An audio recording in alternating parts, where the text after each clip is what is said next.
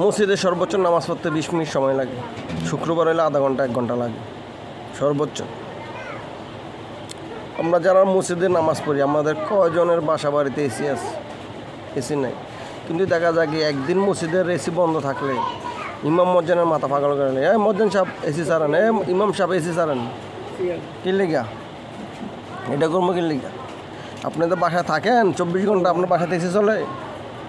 হ্যাঁ, ওখান নাম মিয়া খান বেটা মসজিদে যাইয়া 10 টাকা দিয়ে গেল, বেটা এসি ছাড়েন, করতে শিখছে এই কথা ইমাম মজ্জানের লাগে পাউলের গোষ্ঠীরা বেটা।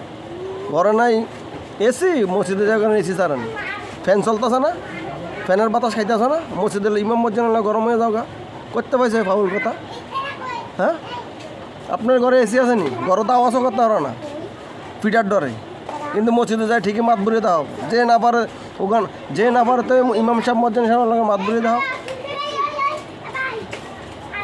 করতে পারছে ঠিক? তোমার ঘরে এসি আছে, মসজিদে 10 মিনিট বইয়া গো এসিটা চাললেন না গা, এসিতে যে কোনো কারণে খারাপ থাকতে পারে